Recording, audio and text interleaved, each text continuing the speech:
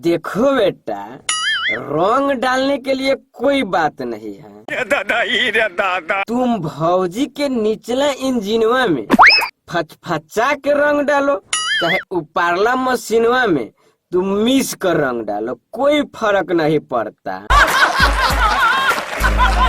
चल पताल इंट्रो लगा, देखते हैं आज क्या होता है। ठीक है। नमस्ते, प्रणाम, कैसे आप सब। मैं आपका छोटा भाई अंदीप अंदाज। आज के वीडियो बहुत जबरदस्त होने वाला है। वीडियो में लिए प्रमोद प्रेमी और अवधेश प्रेमी को, तो वीडियो पूरा देखे और एंजॉय करे। अच्छा लगे तो लाइक करे, कमेंट करे और MX भोजपुरी को प्लीज सब्सक्राइब जरूर करे। ठीक है।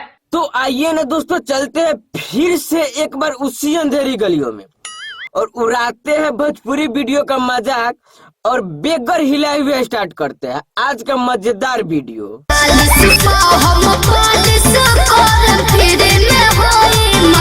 अच्छा, 40 पर हम पालिश करम, फ्री में हुई मालिश। ठीक है।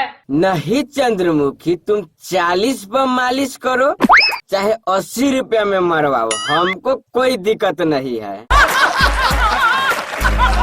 लेकिन हम प्रमोद भैया का बात कर रहे हैं। ठीक है। नहीं भाई लोग, इनका हरकत देखिए, कर तो ऐसे रहे जैसे साला लटिया इंजिनवे में घुसा देगा।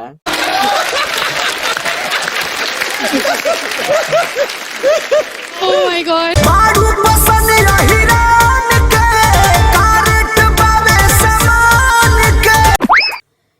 अरे साले कैमरामैन, तुमको कितना बार बोले विवादित गाना नहीं लगा। दादा तुमको समझ नहीं आता है। साले ठेलेंगे 25 हाली और कहेंगे भाई एक हाली ठेलवे किए हैं।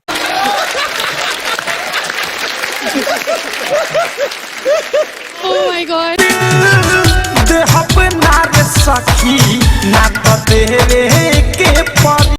दिल देहम न ये सखी न त देवे के परी। नहीं भौजी, अभी तुम सही दिमाग से सोची है। दादा दिल देगी तो देना तो पड़ेगा। अबे गाधा, किस किताब में लिखा है दिल देने के बाद देना पड़ता है? अरे पताल, अभी तुमको मालूम नहीं है। आओ हम तुमको ठंके ठंके फरिया फरिया के बताते हैं। ठीक है। देखो पताल, आजकल का प्यार हो गया 4G नेटवर्क की तरह। जब तक नेटवर्क रहेगा तब तक नेट चलेगा, नेटवर्क नहीं रहेगा तो नेट नहीं चलेगा। दादा उसी तरह प्यार भी हो गया है, जब तक देते रहेगी तब तक प्यार करते रहेगा,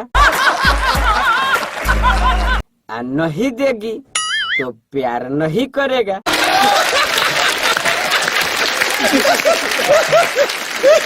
Oh my God। अरे हम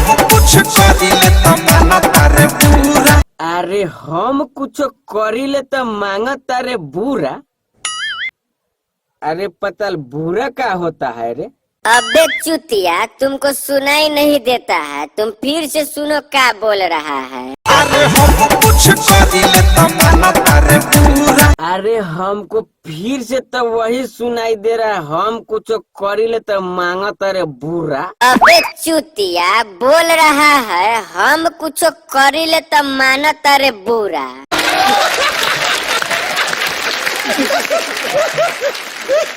Oh my God।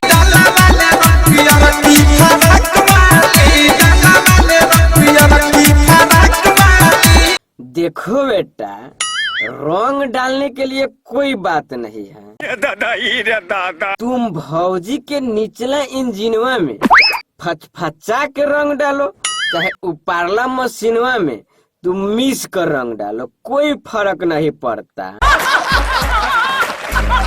लेकिन तुम चश्मा निकाल कर देखो, जो पहनी है वो फराक नहीं पहनी है।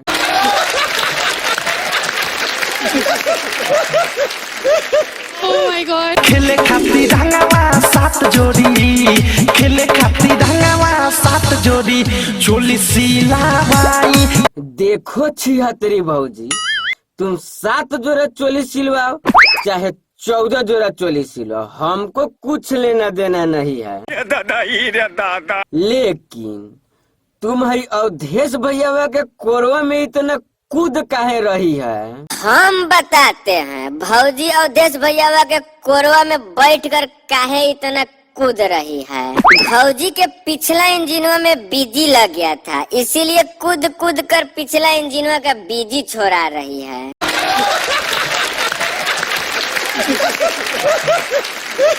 Oh my God. तो आज के लिए इतना ही, मिलते हैं फिर नेक्स्ट वीडियो में। वीडियो सिर्फ इंटरटेनमेंट के लिए बनाया गया है, कोई अपने दिल पे ना ले। अच्छा लगे तो लाइक करे, कमेंट करे और MX भोजपुरी को प्लीज सब्सक्राइब जरूर करे।